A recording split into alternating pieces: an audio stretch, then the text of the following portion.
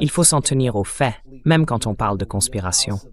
Franchement, ça ressemble tout à fait à quelque chose qui viendrait tout droit de la mafia Trump. Et ça éclaire un peu leur histoire de délit d'initié lié à l'Iran. Je ne comprends pas comment Barron Trump a pu accumuler 220 millions de dollars. Son père dit que c'est un génie parce qu'il sait allumer et éteindre son ordinateur portable. Mais à part ça, il ne montre aucune autre compétence. Eric Trump, lui, est impliqué dans Powerhouse Drones. Il a aidé à introduire l'entreprise en bourse. Powerhouse, c'est une société de technologie de défense qui teste des systèmes anti-drones en Iran. Autrement dit, ils ont des intérêts énormes dans tous ces conflits. Et puis Dana White, le PDG de l'UFC, a fait don d'1 million de dollars à Donald Trump.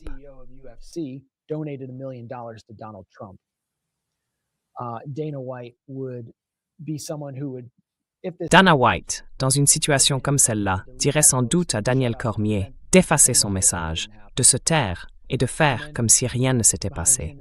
Et derrière lui, il y a Harry Emanuel. On ne peut pas vraiment aller à l'encontre de ce système. Il n'y a pas de place pour une voix indépendante dans ce programme, en dehors du cercle de Trump. C'est ce que Sean Strickland a découvert quand il a lancé des attaques grossières contre la relation entre les États-Unis et Israël. Sean Strickland, c'est le champion en titre de l'UFC, celui qui a battu des combattants que beaucoup pensaient imbattables. Et bien sûr, toute cette histoire était une mise en scène, un coup de communication. Mais le message, c'était que lui, le champion en titre, risquerait d'être arrêté, simplement, pour s'être présenté, à cause de ce qu'il a dit sur Israël.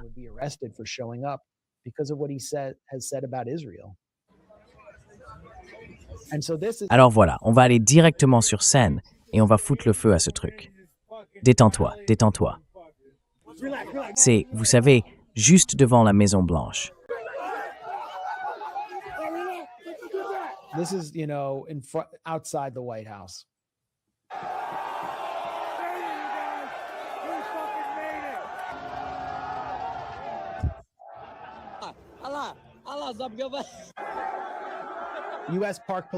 La police des parcs des États-Unis, c'est la police fédérale. Vous savez, c'est une unité du type SWAT. Quand il y a une opération du SWAT à Washington, ou une descente sans sommation avec des hélicoptères, la police des parcs intervient. Donc lui, il se retrouve en gros avec une équipe du SWAT, un commando, juste parce qu'il a critiqué Israël. Et des millions de jeunes à travers tout le pays voient ça. Qu'est-ce qu'ils sont censés penser?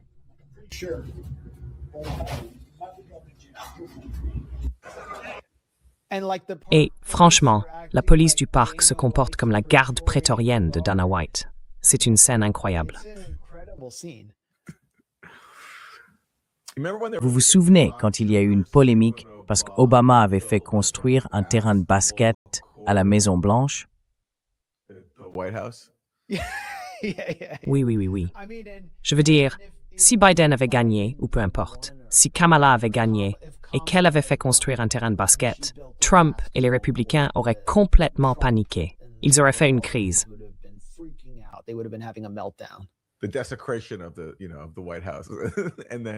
La profanation de la Maison Blanche. Et ensuite, ils diffusent...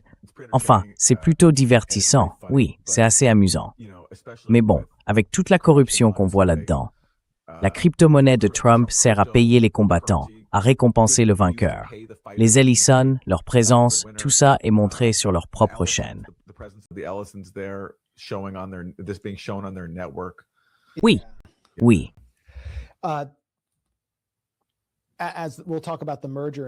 On va parler de la fusion dans un instant, mais Sean Strickland en profite à fond.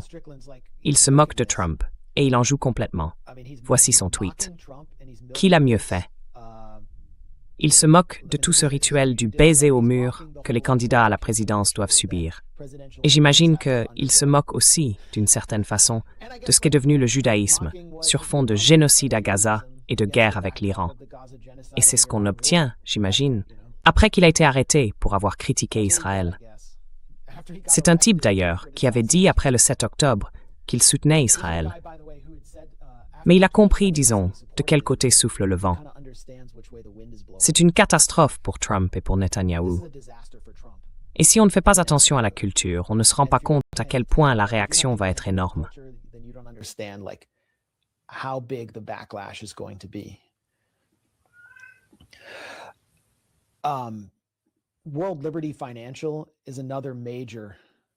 World Liberty Financial, c'est un autre grand canal de corruption lié à Trump.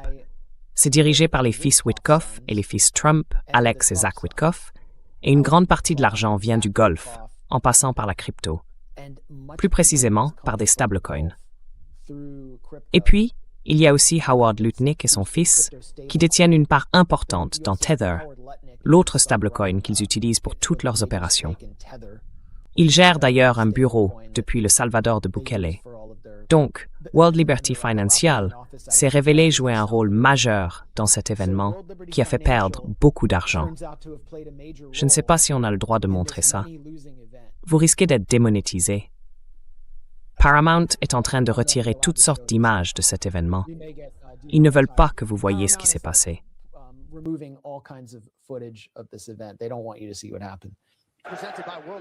Présenté par World Liberty Financial, USD1 est un dollar numérique. Envoyez de l'argent plus vite et à moindre coût. Et USD1 vous est présenté par World Liberty Financial. USD1, c'est un dollar numérique. Envoyez de l'argent plus vite et moins cher. Disponible sur les principales plateformes d'échange. Donc les joueurs reçoivent des primes de performance versées par World Liberty Financial. Oui, et cet argent vient probablement, disons, des Émirats arabes unis. Exactement, parce que ce sont eux les principaux actionnaires de cette entreprise. Ils ont investi, je ne me souviens plus du montant, mais c'était une grosse somme. Et juste avant, enfin je crois, l'investiture de Trump, je pense que c'est après l'élection qu'ils ont fait cet investissement, si je me souviens bien de la chronologie. Et maintenant, ils se retrouvent à payer, tu vois? Les combattants de l'UFC qui participent au grand spectacle pour les 4-20 ans de Trump. Franchement, comme tu disais, tout droit sorti d'Idiocracy. Ouais.